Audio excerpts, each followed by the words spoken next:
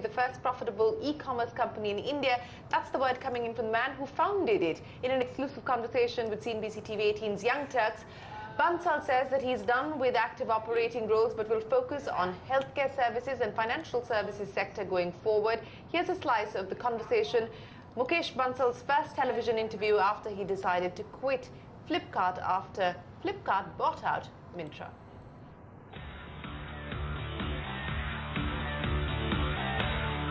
But let me ask you about what you've left behind. Right. The last conversation that we had, that you were fairly confident of being able to move to the path of profitability. But are you on track? Yeah. Because if I were to look at the FY15 numbers, estimates suggest a reported loss of 740 crores and a revenue of 758 crores. So losses have been piling on. Are you on track to be able to get to the road to profitability? I think in Myntra we have covered huge ground in terms of profitability. You know, we are the only large-scale e-commerce company in India which is unit e-commerce profitable. You know, it happened in October. Since then, we are staying on and what we call GP0. So good progress on that front. Our own brands are starting to achieve some scale, Roadster, All About You, HRX, etc., which are contributing to positive gross margin. So how much would the private brands make up as far as total revenues are concerned? So I'm very confident. I think Myntra will be the first profitable company in all of e-commerce in India.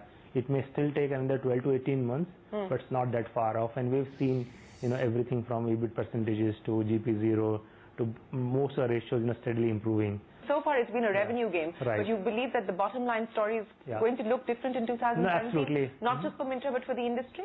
I think, you know, so Myntra may be first one to get there, but over industry, some of the, you know, smaller niche players will also start to see profitability in 2017-18. We have achieved the scale, which is an imperative that there is a very credible path to profitability. But even if I were to look at the Flipkart story, I mean, the losses continue to mount even as far as Flipkart is concerned. So which is why people then don't believe this credible road to profitability theory. Almost all the metrics I look at, you know, especially compare year over year, they're all improving steadily, right? So our burn as a percentage of revenue is steadily going down. So that's a good sign of progress. Our gross profit percentage per order is improving. Marketing, GN as a percent of revenue is steadily improving.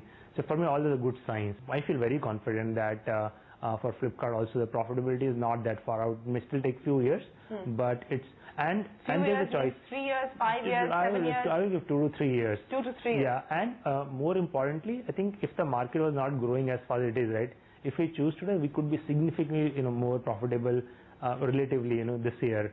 But then we have to give up on growth, and I think still very early stages. So you're saying the strategic choice will continue to be to drive growth, even at the cost of profitability, at least for now? Maybe let's say 2 years ago, 100% focus was on growth and not on profitability. I would say last 12 to 18 months has become at least half-half. So I think 50-50? going forward, and going forward is probably a little more on profitability, a little less on growth. Okay, let me now talk to you about your third innings and the road ahead. Are you done with e-commerce and fashion, or is that likely to be something that you would want to go back to? Absolutely done from the active operating role. So I continue to be involved in Myntra and Flipkart as both shareholder and advisor. But I think I've done my bit in terms of operating e-commerce business. And So not fashion, not e-commerce. What else would you be looking at? I'm looking at a number of different industries. You know, I spent some time looking into healthcare, looked at education, financial services, and I'm just actually quite pleasantly surprised both with the size of these industries, how fast they're growing, how many problems are unsolved, and how big a role technology can play. Exactly which problem to work on, I'll take next few months to figure that out. In fact, you know, healthcare along with fitness and sports, so these are a little bit not quite same but related.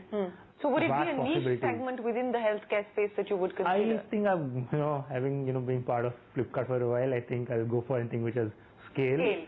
So a scale and which can impact, you know, tens or even hundreds of millions of people in India. How many Bansal brother jokes have you heard so far? Good thing they've stopped now. I think people are used to it. I think so people have finally reconciled to the idea that they're not brothers. That, and I think they're seeing, you know, all kinds of, you know, a lot of young entrepreneurs coming in now. The top of the funnel for entrepreneur pipeline is just phenomenally big, and hopefully probably there are not too many Bansals in that.